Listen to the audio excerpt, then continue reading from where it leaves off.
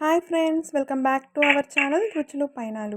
ఈరోజు మనం ముస్లిం స్టైల్లో సన్న సేమియా ఎలా చేసుకోవాలో చూసుకుందాం.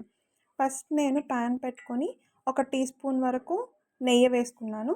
అందులోనే సన్నగా చాప్ చేసి పెట్టుకున్న జీడిపప్పు, బాదం, కిస్మిస్ వేసుకొని గోల్డెన్ ఫ్రైలో వచ్చే వరకు దోరగా ఫ్రై చేసుకున్నాను. ఇప్పుడు ఫ్రై చేసుకున్నవన్నీ నేను పక్కన పెట్టుకుంటున్నాను.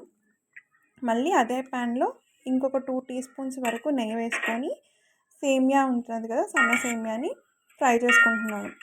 సో ఇక్కడ బాగా కొంచెం గోల్డెన్ బ్రౌన్ కలర్ వచ్చే వరకు సన్న సేమియాని ఆల్రెడీ వాళ్ళు ఫ్రై చేసే ఇస్తారు. మనం ఇంకొంచెం నెయ్యి వేసుకొని ఫ్రై చేసుకుంటే ఏంటంటే టేస్ట్ ఎన్హాన్స్ అవుతుంది.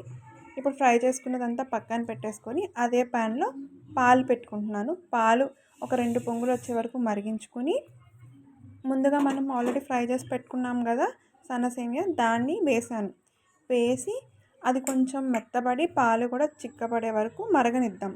ఇప్పుడు చూసారా, మీకు వీడియోలో చూపిస్తున్న కన్సిస్టెన్సీ వచ్చినప్పుడు టేస్ట్కి సరిపడా మీరు షుగర్ క్వాంటిటీ ఎలా తింటారో దాన్ని బేస్ చేసుకొని షుగర్ వేసుకోండి. ఇక్కడ మేము 4 టేబుల్ స్పూన్స్ ఆఫ్ షుగర్ వరకు యూస్ చేస్తున్నాము.